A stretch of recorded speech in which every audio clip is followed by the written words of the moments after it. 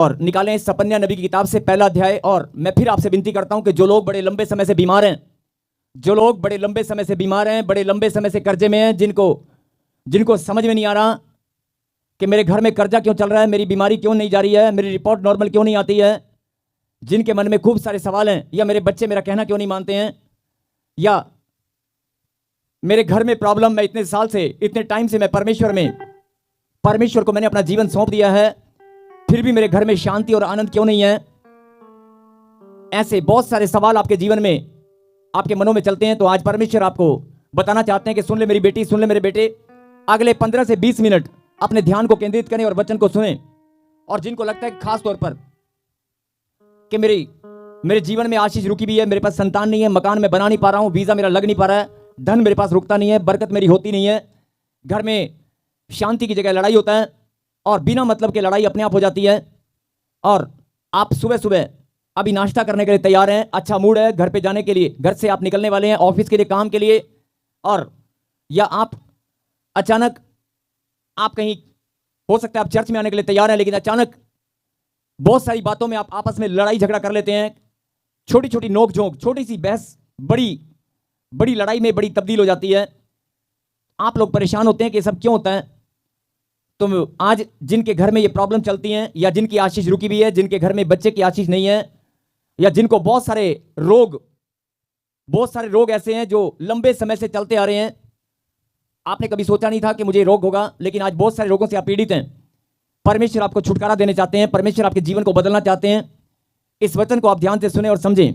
Yes, पढ़ेंगे सपन्या नबी की किताब और पहला अध्याय, और पढ़ेंगे 17 वर्ष 17 को।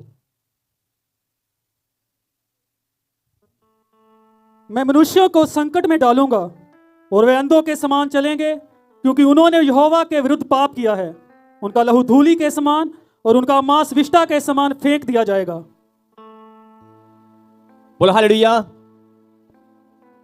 मैं मनुष्य को संकट में डालूंगा और वे अंधों के समान चलेंगे। किसके अंधों के समान?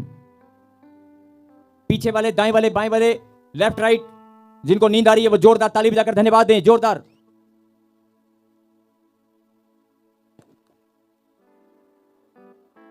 जिनके कान बंद है जोरदार जोरदार, पहले जोरदार नहीं बजाई थी, अब की बार जोरदार ताली बजाएं। जिनके कान बिल्कुल बंद है वो जोरदार ताली बजाकर। मैं मनुष्य को संकट में डालूंगा और वो अंधों के समान चलेंगे और बहरों के समान हरकतें किया करेंगे। नहीं? देखो आप कितनी सुंदर ताली बजा रहे हैं, देखो आप कितना ध्यान से सुन रहे हैं। और आगे जितने भी बहनें लाल चुन्नी में बैठी हैं बहन, इन्हें सबसे ज्यादा ताली बजाइए। मैंने आपको कहा ही नहीं, मैं तो किसी और को बोल रहा हूं बेटे। बहुत सारे लोग बजाने वाले हैं। बोला हालेलुया। हालेलुया। कहने का मतलब है कि आपको एक एक चीज, एक एक शब्द, वचन को बड़े ध्यान से सुनना और समझना पड़ेगा। सपन्या नबी एक भविष्यवक्ता हुए हैं, और मैं बता रहा हूं कि लगभग 2700 साल पहले, आज से 2026 साल में हम चल रहे हैं, मतलब कि ईसा पूर्व लगभग 650 साल पहले, यीशु मसीह के जन्म से 650 साल पहले की बात मैं बता रहा हूं। 2026 साल यीशु मसीह के जन्म को और बलिदान को हो चुके हैं। उससे भी 650 साल, लगभग 650 साल पहले, यानी कि 2600 ये लगा लो, 600 और ऐड कर लो, तो 2700 के आसपास या 2650 साल पहले, यानी आज से कितने साल पहले। आप तो अभी 50 साल के हैं, आप 40 साल के हैं, आप 20 साल के हैं, आप 70 साल के हैं, आपकी आयु 60 साल की है, लेकिन जो बात आप पढ़ने वाले हैं, जो आप सुनने वाले हैं, वो बात 2650 साल पहले, आज से लगभग 2650 या 2700 साल पहले एक नबी ने यहां पर परमेश्वर के प्रकाशन के द्वारा लिख दिया। बोला हालेलुया। परमेश्वर ने जब अपने दास को, जब उस नबी को कहा कि मैं मनुष्य को संकट में डालूंगा, तो लिख इस वचन को। प्रकाशन, ये वचन किसका है? किसके मुंह से निकले वचन है? परमेश्वर के। बोला आमीन। आमीन। मैं मनुष्य को संकट में डालूंगा। क्या कोई नबी थोड़ी ऐसे लिख सकता है? कोई लेखक या कोई राइटर नहीं लिख सकता कि मैं मनुष्य को संकट में डालूंगा और वो अंधों के समान चलेंगे। वो लिख सकता है, लेकिन परमेश्वर के प्रकाशन के, परमेश्वर के बताने के बाद वो अपनी मर्जी से नहीं लिख सकता है। मैं मनुष्य को संकट में डालूंगा और वो अंधों के समान चलेंगे। बोलो आमीन। यानी कि परमेश्वर इंसान को, जो आपके घर में जो जीवन में अचानक संकट आते हैं, जो आप संकट झेल रहे हैं, परमेश्वर ने कहा कि मैं खुद तुम्हें संकट में डालूंगा। तुम्हारे जीवन में जो संकट का तुम सामना करोगे, हो सकता है वो मेरे द्वारा दिए गए हो सकता है वो मेरे द्वारा भेजे गए हो। बोला हालेलुया। और आपका जो चलना, मनुष्य का जो चलना है, वो अंधों के समान होगा। यानी कि अंधों के समान का मतलब क्या हुआ? अंधों के समान का मतलब है कि आप सोचते कुछ हो रहे हैं, करते कुछ हो रहे हैं, जाना कहीं हो रहा है, करना कुछ हो रहा है। आपको पता ही नहीं क्या करना क्या है, जीवन में करना क्या है। किसी ने बोल दिया कि चलो ऐसा करते हैं, वहां चलते हैं, बाहर चलते हैं। आपने धन इकट्ठा किया और बाहर चलने की तैयारी कर ली। किसी ने बोल दिया अरे ये बिजनेस करते हैं। किसी ने बोल दिया ये तुम्हारी बेटी और ये बेटा बहुत अच्छे हैं, इनका रिश्ता कर देते हैं। अच्छा चलो ठीक है, रिश्ता कर देते हैं। यानी आज अंत समय में, जब अंत समय आएगा तो मनुष्य अंधों के समान चलना शुरू कर देगा, क्योंकि भरमाने वाली दुष्ट आत्माएं उसके आसपास होंगी और परमेश्वर से वो पूछना भूल जाएगा, या हो सकता है परमेश्वर से प्रार्थना करना भूल जाए। बहुत सारे लोग ऐसी गलती करते हैं, परमेश्वर से पूछना भूल जाते हैं, परमेश्वर से अपने जीवन में अगुवाई को भूल जाते हैं और अपनी मर्जी से, अपनी बुद्धि का सहारा लेकर बहुत सारे काम ऐसे करते हैं और ठोकर खाते हैं, नुकसान उठाते हैं। तो इसीलिए अगर कोई कहता है कि मैं अंधों के समान कैसे चल सकता हूं, अगर आपने अपनी मर्जी से फैसला किया है कि मैं कोई भी काम करने के लिए तैयार हो चुका हूं और आप वो काम तैयार कर चुके हैं, काम करना शुरू कर दिया आपने, यानी कि आपका चलना फिरना, आपका डिसीजन वो अंधों के समान तब होगा जब परमेश्वर की इच्छा के विपरीत होगा। परमेश्वर की नजर में आप अंधे हैं और इधर उधर घूम रहे हैं, इधर उधर चल रहे हैं। परमेश्वर की नजर में हर एक वो इंसान अंधा है जिसकी आत्मिक आंखें खुली नहीं है। बोलो हालेलुया। हालेलुया। जिसकी आत्मिक आंखें खुली नहीं है, वो हर एक इंसान परमेश्वर की नजर में अंधा है, और जो अपनी अकल बुद्धि का सहारा लेकर बहुत सारे फैसले करता है, बहुत सारे काम करता है, और जाना किधर है, करना क्या है, पता ही नहीं है। यानी कि अपनी मर्जी से आप कि मैं जॉब कर लूं, यहां जॉब छोड़ दिया, ये अच्छा नहीं है, दूसरा कर लूं, या मैं कोई बिजनेस कर लूं, अपने मम्मी पापा का पैसा मैं सारा उसमें लगा दूं, कोई दुकान खोल लूं, कोई शोरूम खोल लूं, वो चले या ना चले। यानी कि आप जो फैसले लेकर जीवन में अपने कदम बढ़ाते हैं, जो भी आप फैसला लेते हैं, अपने कदम जब आप बढ़ाते हैं तो आपको मालूम ही नहीं है कि करना क्या है। आप अंधों के समान चल रहे हैं। और कोई अकेले की बात नहीं कर रहा हूं, आप ही के परिवार में, आप ही की रिश्तेदारी में, आप ही के बीच में बहुत सारे लोग हैं जो डिसीजन लेते हैं और चलते फिरते हैं। प्रभु को जानने के बाद भी, परमेश्वर को अच्छे से जानने के बाद भी आप फैसला लेते हैं और परमेश्वर की नजर में आप अंधों के समान चलते हैं। बोलो हालेलुया। हालेलुया। यानी कि अगर ये बात समझ नहीं आई हो तो मैं दोबारा बता देता हूं कि आपका चलना, आपका फिरना, आपका डिसीजन लेना, आपका कहीं एक स्थान से दूसरे स्थान तक जाना, यानी आपका चलना फिरना वो अंधों के समान तब कहलाएगा जब आप आत्मिक आंखें आपकी बंद होंगी। मैं वैसे नहीं बोल रहा हूं कि आप अंधे हैं, लेकिन अगर आपकी आत्मिक आंखें खुली नहीं है, आप परमेश्वर की इच्छा में होकर नहीं चलते, तो आप परमेश्वर की नजर में अंधों के समान चलते हैं। बोलो हालेलुया। हालेलुया। और जितने भी लोग और बाद में क्या बोलते हैं, प्रभु मेरे जीवन में मुझे समझ नहीं आ रहा कि करना क्या था और हो क्या रहा है, क्योंकि आपका चलना फिरना ही गलत है, आपके डिसीजन गलत हैं, आपके फैसले गलत हैं। आप बहुत सारे लोग क्या करते हैं, अपनी बेटियों का, अपनी बहनों का रिश्ता समाज में, रिश्तेदारों, अपनी क्या यार मेरी मासी, मेरी कनाडा वाली मासी, मेरे इंग्लैंड वाले मासड़, या मेरे भाई, उसने रिश्ता भेजा है, बहुत सोना परिवार है, बहुत चंगा परिवार है, कर दे, शादी कर दे। और आपने शादी कर दिया, पैलेस बुक किया, खर्चा किया, नाचे घूमे फिरे, सब कुछ कर दिया, और बाद में वो लड़की परेशान है। तो आपने जो भी किया वो अंधों के समान किया। आपकी आत्मिक आंखें बंद थी, संसारिक आंखों से या संसार के लोगों की बातें सुनकर आपने फैसला लिया, और बाद में आपकी बच्ची ने और आपने दुख उठाया। मैं हर किसी की बात नहीं कर रहा हूं, लेकिन जो लोग दुख उठाते हैं मैं उनकी बात कर रहा हूं। तो परमेश्वर आपको यहां पर क्या बताना चाहते हैं, हर एक वो इंसान मेरी नजर में अंधा है जिसकी आत्मिक आंखें बंद हैं। और मैंने ही अपने कलाम में लिखा है, मैं मनुष्य को संकट में डालूंगा, मैं इंसान को संकट में डालूंगा जब अंत समय आएगा, और जैसे ही संकट तुम्हारे ऊपर आएगा तुम अंधों के समान चलोगे। और आगे क्या लिखा, पढ़ें जरा। क्योंकि उन्होंने यहोवा के विरुद्ध पाप किया है। क्यों परमेश्वर संकट में डालेगा?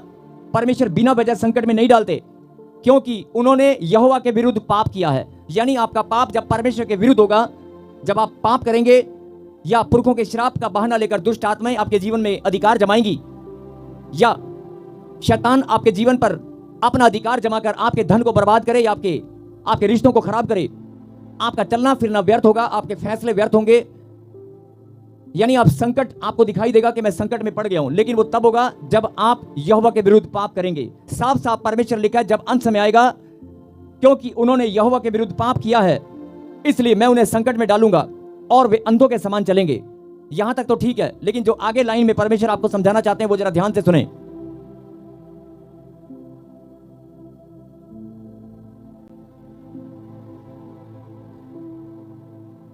उनका लहू धूली के समान और उनका मांस विष्ठा के समान फेंक दिया जाएगा।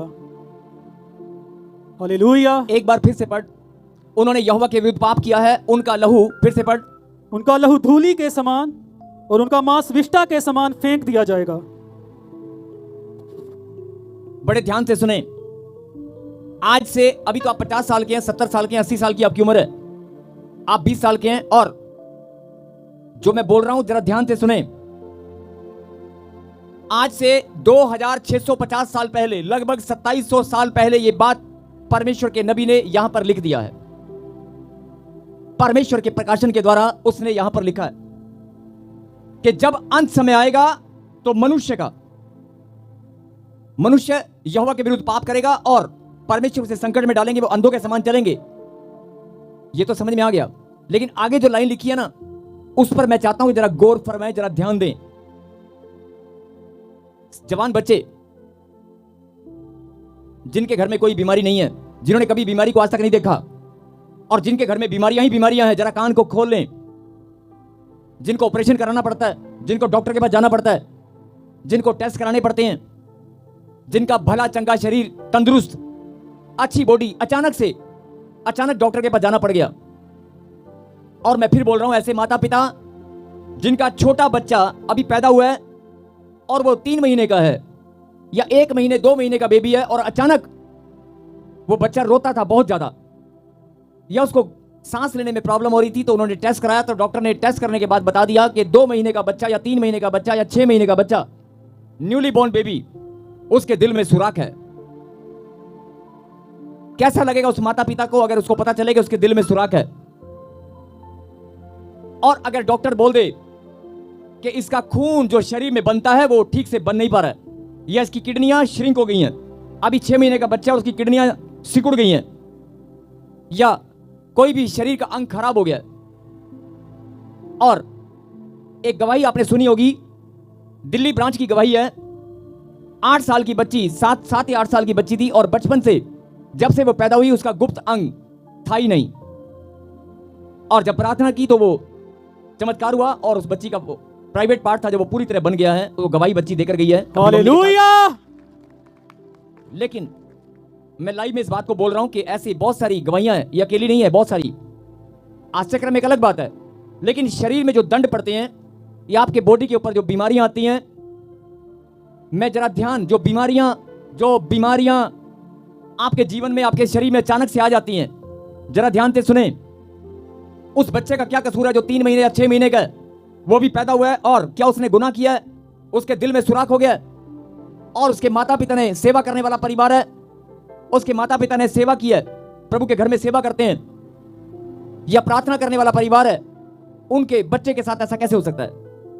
मैं फिर आपका ध्यान इस बात पर लेकर आना चाहता हूं कि जो बीमारियां आपके घर में घुस जाती हैं, अभी आप 40 साल के हैं, 50 साल के हैं, जरा ध्यान से सुने। मैं रिपीट कर रहा हूं, 2650 साल पहले, 2700 साल पहले, लगभग 2700 साल पहले या 2650 साल पहले एक नबी ने लिख दिया कि जब अंत समय आएगा, परमेश्वर ने कहा है कि मनुष्य को मैं संकट में डालूंगा और वो अंधों के समान चलेंगे, और उनका लहू, फिर से स्क्रीन पे वचन को लगा और सब लोग पढ़ें, उनका लहू, मनुष्य का लहू, आपकी बॉडी के लहू की बात हो रही है, उनका लहू, क्योंकि उन्होंने यहोवा के विरुद्ध पाप किया, उनका लहू धूली के समान उड़ जाएगा। धूली के समान समझते हो?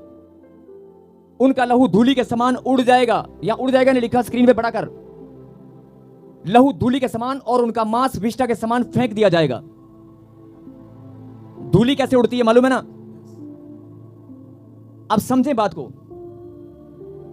अचानक आपकी बॉडी में 12 ग्राम खून है, अचानक आप तंदुरुस्त हैं और लहू बहने का रोग आपको लग गया है, बवासीर आपको हो गई है, खूनी बवासीर, दिन रात खून चल रहा है, लहू बहने का रोग हो गया है, पीरियड्स प्रॉब्लम जो बहनों को होती है वो डिसबैलेंस हो गई है, मासिक धर्म की प्रॉब्लम वो डिसबैलेंस हो गई है और खून बहता रहा है, और उनका खून, लहू बहने का रोग और बवासीर तो एक अलग बात है। उसके अलावा छोटे बच्चे एनीमिक पेशेंट बन गए हैं, उनकी बॉडी खून बनाना बंद कर दिया है, खून बनता ही नहीं है, खुराक लगती नहीं है, खाते हैं पीते हैं लेकिन खुराक लगती नहीं है। डॉक्टर को दिखाते हैं, डॉक्टर कहता है यार पता नहीं खून बनता है लेकिन जाता कहाँ है। और शुगर या ब्लड कैंसर, आपका खून गंदा हो रहा है। कुछ बीमारियां ऐसी हैं जो आपके खून को, और आपने देखा होगा कुछ दुष्ट आत्माएं शरीर में घुस जाती हैं और बोलती हैं मैं इसका खून पीने आई हूं, मैं 15 साल से लगातार खून पी रही हूं। आपने सुना होगा, देखा होगा। और वो दुष्ट आत्माएं शरीर में चिपटी रहती हैं और उसका शरीर कांटे की तरह बिल्कुल एक सूखी डंडी की तरह शरीर बन जाता है। और ना डॉक्टर को समझ में आता है, ना रिपोर्ट में कुछ आता है, ना डॉक्टर को समझ में आता है, ना रिपोर्ट में कुछ आता है। मतलब कोई दुष्ट आत्मा खून पीने पे लगी है। कुछ बीमारियां ऐसी हो गई हैं कि आपका खून शरीर के अंदर से गायब हो रहा है। ब्लड कैंसर, या आप एनीमिक पेशेंट हैं, खून की कमी आपके अंदर हो गई है और खून में इन्फेक्शन आपके अंदर हो गई है। खून में इन्फेक्शन जब हो जाती है तो खून घट जाता है, प्लेटलेट्स कम हो गए हैं, बॉडी के सेल अप एंड डाउन हो रहे हैं और आपकी बॉडी के अंदर खून की कमी के कारण बहुत सारे रोग आपके शरीर में लग गए हैं। यानी खून बनता है और गायब हो जाता है, या खून बनना ही बंद हो गया है। आप ठंडे दिमाग से जरा एक बात को सोचें। मैं आपसे पूछता हूं, क्या ब्लड कैंसर आज से 80 साल पहले, 100 साल पहले कोई ब्लड कैंसर था? कोई बता दे। शुगर आज से 70-80 साल पहले कभी शुगर आपने सुनी है? या खून में इंफेक्शन कभी आपने सुनी है? या कभी आपने सुना है खून से रिलेटेड प्रॉब्लम? जो बीमारियां आज आप सुनते हैं, जो बीमारियां आज आप, ब्लड कैंसर या कैंसर, HIV, जरा ध्यान से सुने, HIV खून में इंफेक्शन के द्वारा होती है। और वो HIV, मैं आपसे पूछना चाहता हूं, क्या आज से 50 साल पहले या 70 साल पहले क्या एड्स का रोग पूरे वर्ल्ड में कभी किसी देश में आपने सुना है? 70-80 साल पहले, उससे पहले कभी सुना है? कहां से ये बीमारियां अचानक से आ गई? खून और खून की बीमारियां या और भी बहुत सारी बीमारियां। और ध्यान से सुनना, एक दूसरे को हाथ मिला और कहें जागते रहो।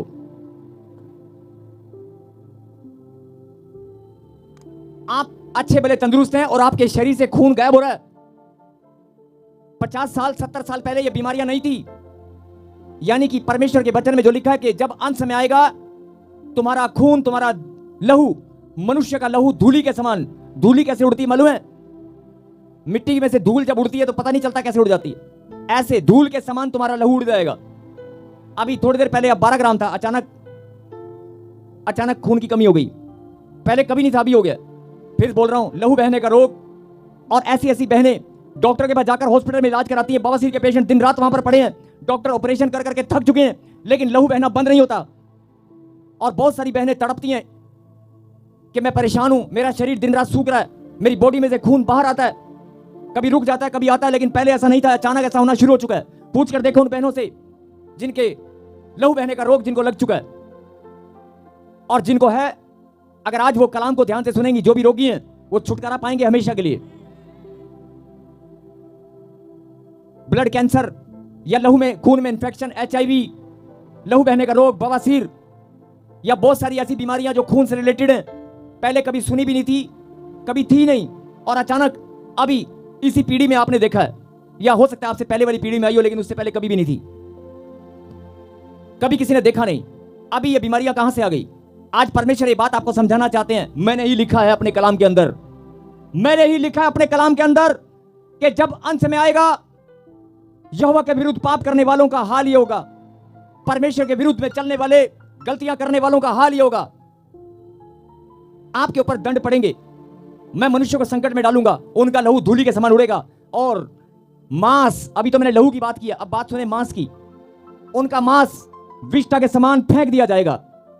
मांस विष्ठा के समान फेंक दिया जाएगा। इसका क्या मतलब है जानते हो? विष्ठा के समान का मतलब है, अगर आप कोई चिकन लेने जाते हैं, कोई मुर्गे का या किसी का मीट लेने जाते हैं, नॉन वेज जब आप खरीदने के लिए जाते हैं घर में बनाने के लिए, आपके सामने वो बकरे या मुर्गे को काटता है और काटने के बाद उसमें से वो कुछ गंदे, शरीर का कुछ गंदा हिस्सा, उसकी बॉडी का कुछ ऐसे पार्ट हैं जिनको निकाल कर वो फेंक देता है कचरे में। हाँ जी, आपने देखा कि नहीं? जिसको आप खा नहीं सकते, कुछ गंदा हिस्सा होता है शरीर का। क्या आप सारा हिस्सा खा सकते हैं?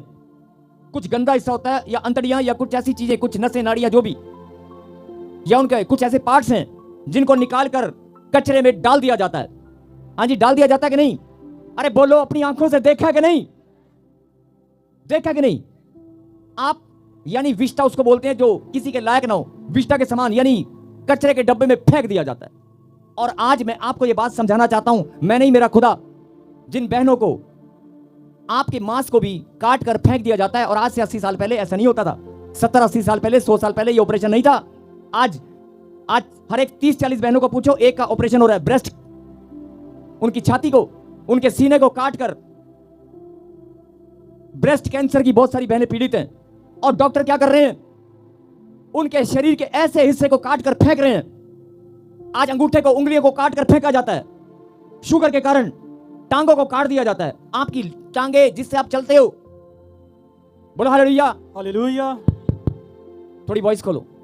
आपकी टांगों को, आपके हाथ पैरों को काट दिया जाता है। आपकी किडनी को निकाल कर बाहर फेंक दिया जाता है। किडनी खराब हो चुकी है, किसी काम की नहीं है। आपके पित्ते को, आपकी बॉडी में से पित्ते को निकाल कर बाहर फेंक देते हैं। जैसे चिकन में से, आप समझ रहे हो, मीट जब लेने जाते हैं तो कुछ हिस्सा कचरे की तरह होता है, उसे फेंक देते हैं। आज डॉक्टर भी आपके उस शरीर के हिस्से को कचरा बनाकर फेंकने पर लगे हैं, जो बहुत अनमोल है कि नहीं? आप बताओ, है कि नहीं? खुदा के कलाम में लिखा है कि नहीं? जो बहनें दर्द में तड़प रही हैं, जो भाई लोग दर्द में तड़प रहे हैं, जरा ध्यान से सुने। अगर ये बीमारियां आपके घर में घुस गई हैं तो आज इस वचन को ध्यान से सुन लेना। जिनको बार बार बेबी कंसीव नहीं होता, मिसकैरेज हो जाता है, या जिनको डॉक्टर क्या बोल रहा है, अरे बच्चेदानी को ऑपरेशन करके बाहर फेंकना पड़ेगा, यूट्रस को, उस बच्चेदानी को जिसमें से पीढ़ियों ने जन्म लेना, उस बच्चेदानी को डॉक्टर कहता है उखाड़ कर फेंकना पड़ेगा, वो खराब हो गई है, जिसको रचना परमेश्वर ने की है। बोलो हालेलुया, हालेलुया। जिसकी रचना, जो मेरी बात को समझ रहे हैं ध्यान से, जिसकी रचना, उस शरीर का हिस्सा बनाने वाला कौन है? उसकी रचना परमेश्वर ने की। और परमेश्वर की रचना, खुद परमेश्वर अपने हाथों से जिसे बनाया, उस रचना को अपनी आंखों से आप खराब होकर विष्टा के समान, हाँ जी, कचरे के डब्बे में डॉक्टर लोग फेंकने पर लगे कि नहीं? बोलो। और अभी तो 10-20%, 30%, अगर कल को 40-50%, 60%, 70, 80, 90% होना शुरू हो गया तो क्या करोगे? बात को अभी भी समझ जाएं। एक बार फिर से इस वचन को पढ़।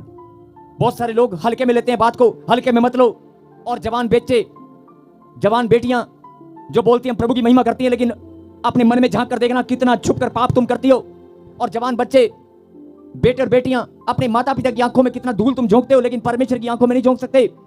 जो पाप तुम छुप कर करते हो, उसके बाद तुम्हारे शरीर में ऑपरेशन, डॉक्टर ऐसे नहीं होते। तुम्हारा ही पाप तुम्हारे सामने आता है, तुम्हारी गलतियां, तुम्हारे गुनाह तुम्हारे सामने आएंगे। अभी भी परमेश्वर समझाना चाहते हैं, अगर कोई जवान बच्चे पाप में है तो पश्चाताप करें। अगर कोई बहन या भाई पुराने किसी पाप से जुड़े हैं तो पश्चाताप करें, क्योंकि अचानक से डॉक्टर बोल देगा, अचानक से बीमारी लग जाएगी। अचानक से पूछ कर देखो उस बहन से जो बवासीर की पीड़ित है और कुर्सी पर बैठना, बेड पर बैठना मुश्किल हो चुका है, बैठने में दर्द पीड़ा में तड़पती हैं। डॉक्टर के पास जाते हैं, डॉक्टर कहते हैं मांस, तुम्हारी बॉडी में से मांस को काट कर निकाल कर फेंकना पड़ेगा, बवासीर तब ठीक होगी। आपकी बॉडी के पार्ट को निकाल कर काट कर फेंकना पड़ेगा, वो गंदा हो चुका है। अरे उस पार्ट को गंदा बोल देते हैं जिसकी परमेश्वर ने रचना की है। एक दूसरे को हाथ लगाए और कहें जागते रहो। और ये मैं अपनी मर्जी से नहीं बोलता हूं, खुदा के मत्ती 26:41 में लिखा है जागते रहो। मत्ती 26:41 में लिखा है जागते रहो, निरंतर प्रार्थना में लगे रहो, ताकि तुम परीक्षा में ना पड़ो। बोलो आमीन। आमीन। यस। अपनी आंखों को बंद करें और एक बार सच्चे मन से जो भी आपकी प्रॉब्लम है, जो भी समस्याएं हैं, उन्हें याद करें। उन्हें याद करें कि परमेश्वर वाकई मैंने, और अगर कोई आपके बच्चे, आपके परिवार में अगर बीमारियां हैं, उन बीमारियों को याद कर लो। खून में इन्फेक्शन है और स्किन में अगर एलर्जी है तो कहीं ना कहीं खून में भी इन्फेक्शन है। जिनको स्किन में एलर्जी है, जिनको डॉक्टर ने दवाई खाने को बोल दिया है, आज अंग्रेजी दवाई काम नहीं करती, होम्योपैथिक पर चल रहे हैं, होम्योपैथिक बंद कर देते हैं तो आयुर्वेदिक पे चलते हैं। बहुत सारी बहनें जिनको गांठें, सिस्ट बन गई हैं, यूट्रस के अंदर सिस्ट, किडनी में पथरियां, अगर पथरियां बन गई हैं तो हो सकता है पथरियों से आप हल्के में लेते हैं, हो सकता है कल डॉक्टर बोल दे अरे पथरियों के साथ साथ किडनी भी निकालना पड़ेगा, फिर क्या करोगे? आज तो प्रॉब्लम छोटी है, कल को अगर बढ़ गई तो आपके अंदर परमेश्वर का भय अगर है तो आपके ऊपर कोई बीमारी नहीं आएगी। अगर गलती गुनाह हो चुका है तो आज पश्चाताप करें और फिर इस वचन को सुने।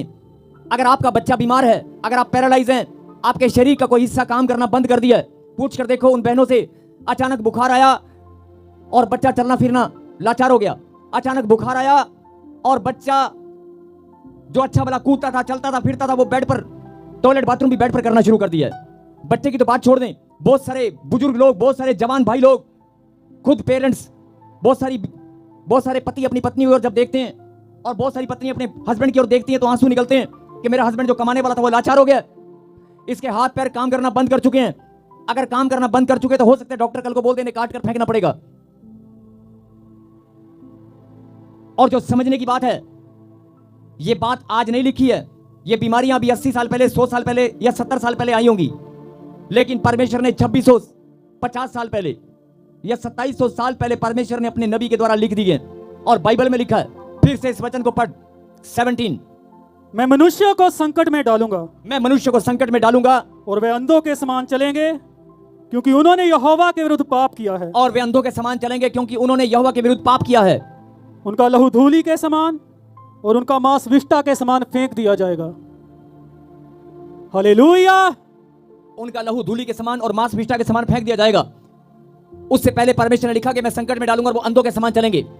अंधों के समान चलने का मतलब है कि आप अपना दिमाग का सहारा, आप जितनी मर्जी प्रार्थना करें, जहां मर्जी जाएं, लेकिन जब तक खुदा का अनुग्रह आपके ऊपर नहीं होगा, आपका चलना फिरना व्यर्थ है। आप अंधों की तरह ही चलेंगे। जब तक परमेश्वर का अनुग्रह आपके ऊपर नहीं होगा, आपका चलना फिरना, आपका प्रार्थना करना सब कुछ व्यर्थ है। अगर परमेश्वर की दया आपके ऊपर नहीं है तो सब कुछ व्यर्थ है। बोलो हालेलुया। हालेलुया। और मैं फिर आपको यह बताना चाहता हूं कि ये सारी बीमारियां, शुगर, HIV, एड्स, खून में इंफेक्शन से रिलेटेड जो बीमारियां हैं, और एनीमिक पेशेंट, और आज प्रेग्नेंट लेडी को डॉक्टर, प्रेग्नेंट बाद में होती है, ट्रीटमेंट के नाम पर उनको कि खून की कमी ना हो जाए, कैल्शियम, आयरन फोलिक के कैप्सूल पहले खिलाना शुरू कर देते हैं, क्योंकि उनको पता है खून घटना शुरू हो जाएगा, कैल्शियम घटेगा। और पुराने समय में परमेश्वर, आप समझे इस बात को, परमेश्वर आपको बताना चाहते हैं, पुराने समय में कोई आयरन, कोई कैल्शियम की गोलियां नहीं थी, केवल आपकी खुराक ही काफी थी, जो आप खाते पीते थे वो काफी था। आज डॉक्टर को अंदर डर बैठ गया, डॉक्टर को भी पता है कि अगर प्रेग्नेंट लेडी होगी, प्रेग्नेंट लेडी को पहले ही वो क्या करता है ट्रीटमेंट में, जिसको मर्जी पूछ लेना, आयरन फोलिक के कैप्सूल, पत्ते के पत्ते, आयरन यानी किस लिए खिलाते हैं, खून बनाने के लिए, कैल्शियम किस लिए खिलाते हैं, क्योंकि कैल्शियम की कमी होने वाली है। डॉक्टर पहले ही शुरू कर देता है, उसको मालूम है कि खून कम होने वाला है।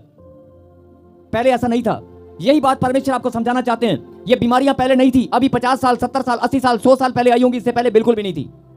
अगर आप कैंसर को भी देख लें तो 100 साल पहले कोई कैंसर नहीं था, उससे पहले एक भी कैंसर नहीं था। अगर एड्स को आप ढूंढ ले तो मेरे हिसाब से 70-80 साल पहले कोई एड्स नहीं थी। ये खून में बीमारियां जो आई हैं, ब्लड कैंसर, ये सारी बीमारियां अभी आनी शुरू हुई हैं।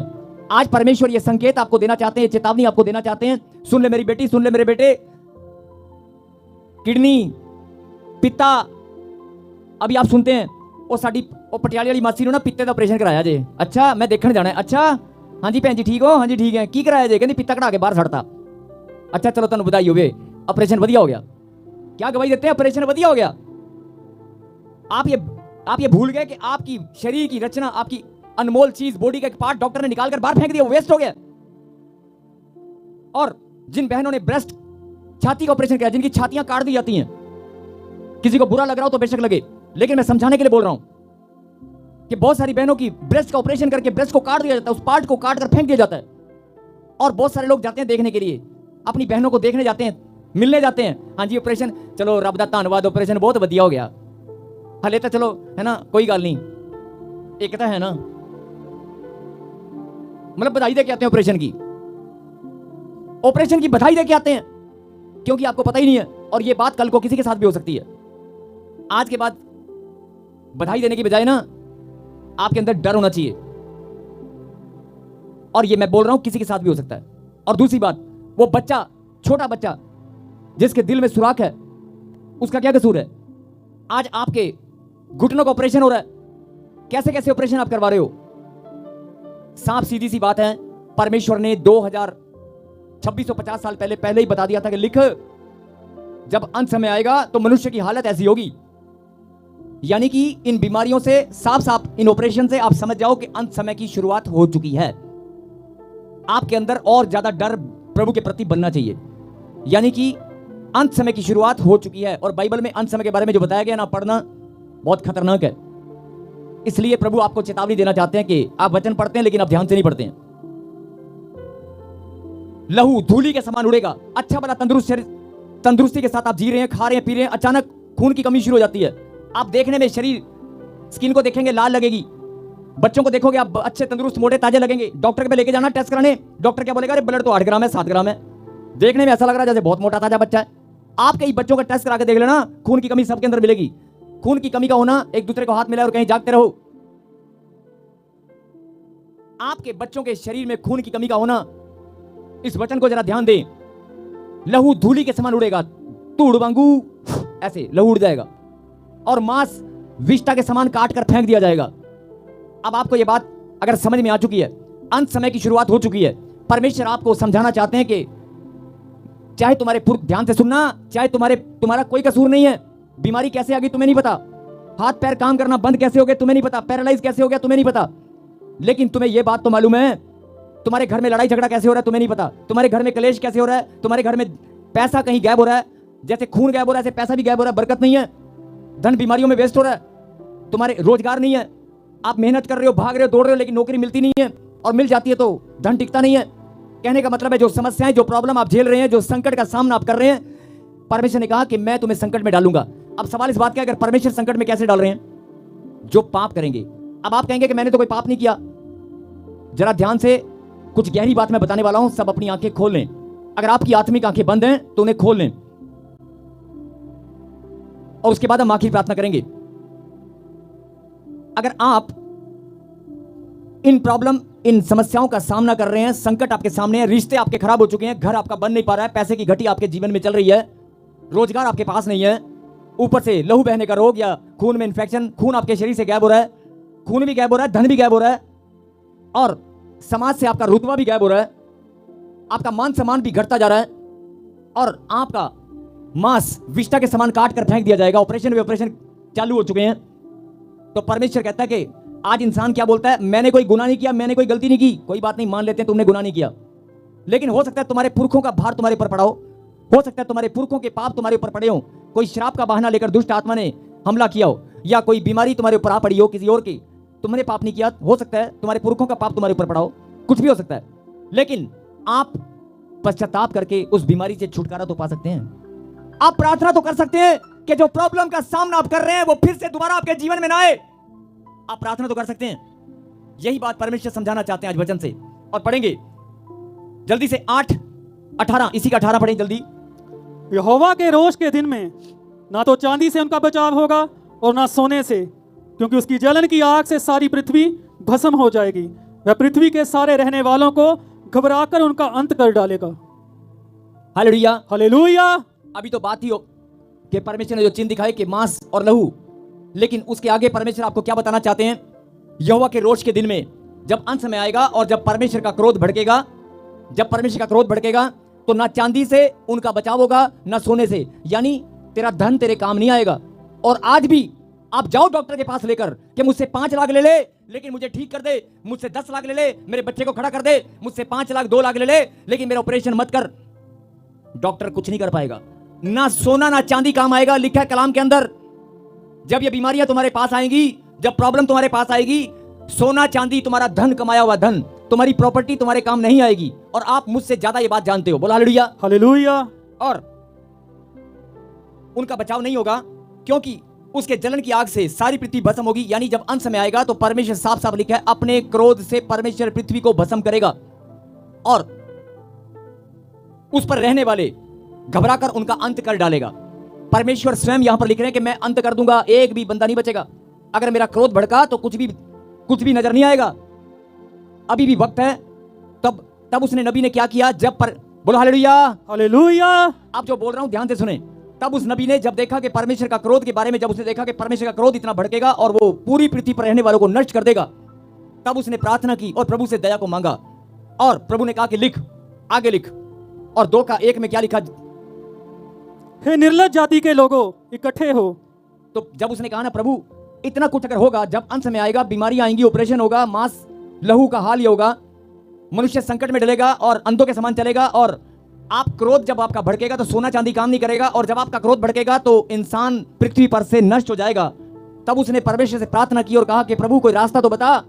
तो परमेश्वर ने एक रास्ता बताया जो यहां पर लिखा है, हे निर्लज जाति के लोगों, निर्लज, ये निर्लज पे अंडरलाइन कर लेना अपनी बाइबल को, हे निर्लज जाति के लोगों इकट्ठे हो। किसने लिखा ये बात? इकट्ठे हो, यानी तुम्हारा इकट्ठा होने में कुछ बात है। इकट्ठा होना परमेश्वर को भाता है। और साफ सीधी सी बात, घर में बैठ के प्रार्थना करना और संगति में इकट्ठे होना परमेश्वर को भाता है। संगति में इकट्ठे होना, बोलो आमीन। आमीन। और उसके बाद क्या लिखा? इससे पहले कि दंड की आज्ञा पूरी हो। इससे पहले कि दंड की आज्ञा, कौन से दंड की आज्ञा? जो दंड परमेश्वर पूरा करने पर है कि पृथ्वी को अंत कर डालूंगा, उस वो आज्ञा इससे पहले पूरी हो, तुम इकट्ठे हो जाओ और बचाव का दिन भूसी के समान निकले। जैसे गेहूं की भूसी देखी आपने? बोला हालेलुया। हालेलुया। गेहूं में से भूस देखे, भूस को जब अलग करते हैं तो एक धूली निकलती है। तो लिखा कि बचाव का दिन, जिस दिन परमेश्वर आपको बचाना चाहते हैं कहीं तुम्हारे जीवन से, वो ऐसे गायब ना हो जाए। बचाव का दिन, बोलो हालेलुया। हालेलुया। ये व्हाइट शर्ट में हाथ लगाओ, इसको सोरे। बचाव का दिन तुम्हारे हाथ से कहीं निकल ना जाए। और ये बात मैं क्यों बोल रहा हूं? कोरोना अभी 2-3 साल पहले, 4 साल पहले आपने देखा ना कोरोना। बैठ जाए बहन, आखिरी प्रार्थना होने वाली है। अभी कोरोना आया था, थोड़ा टाइम पहले कोरोना आया था कि नहीं? और अचानक पूरा वर्ल्ड हिल गया था कि नहीं?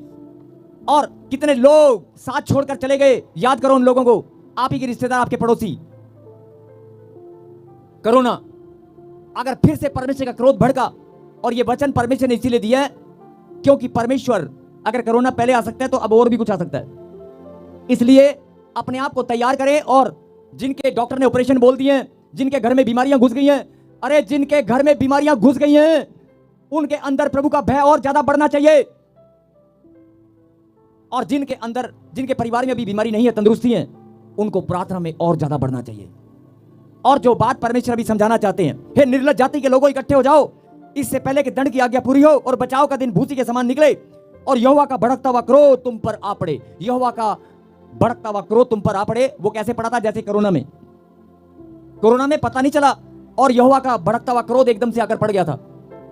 इससे पहले यहोवा का क्रोध तुम पर आ पड़े, यहोवा के क्रोध का दिन तुम पर आए, तुम क्या लिखा? इकट्ठे हो।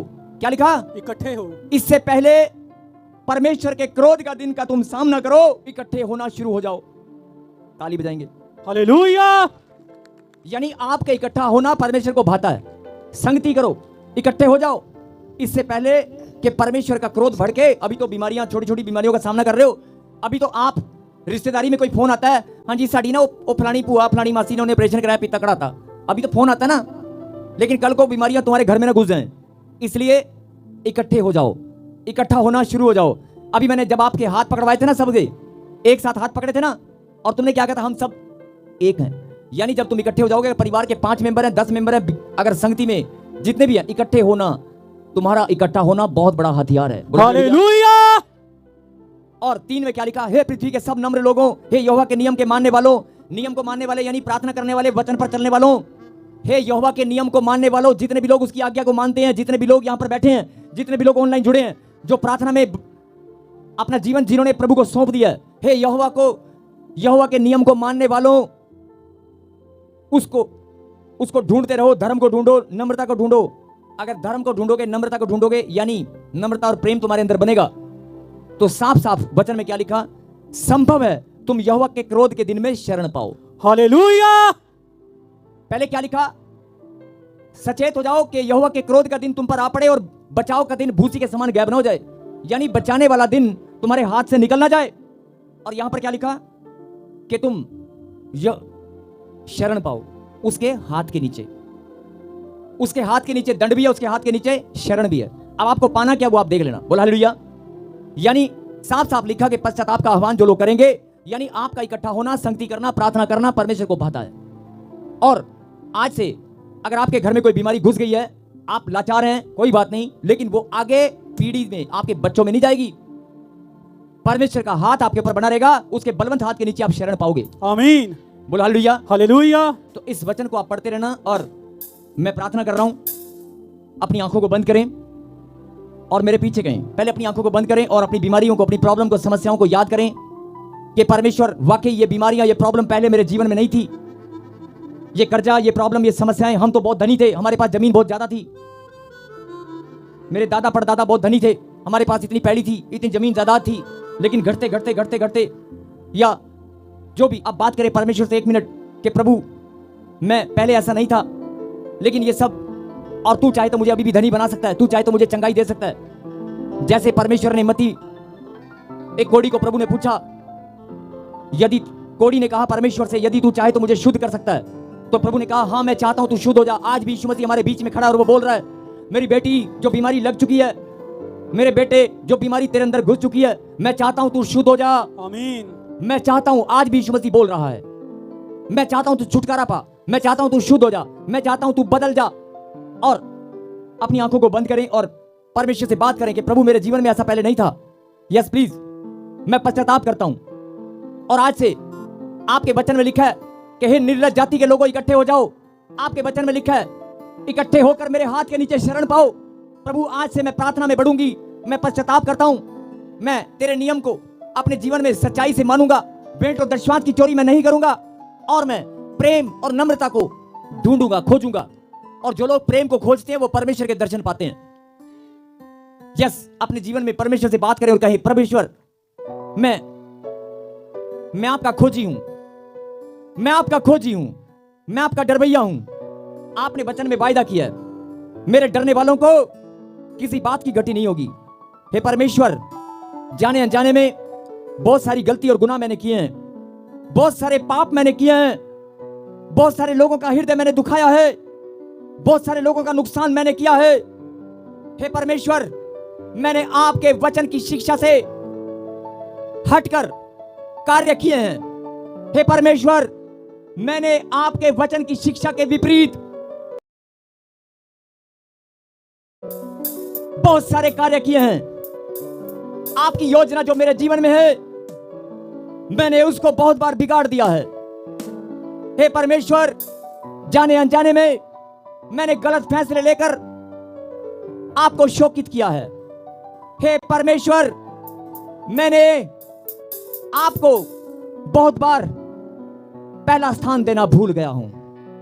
बहुत सारे कामों में, बहुत सारी बातों में मैं पहला स्थान देना आपको भूल गया था।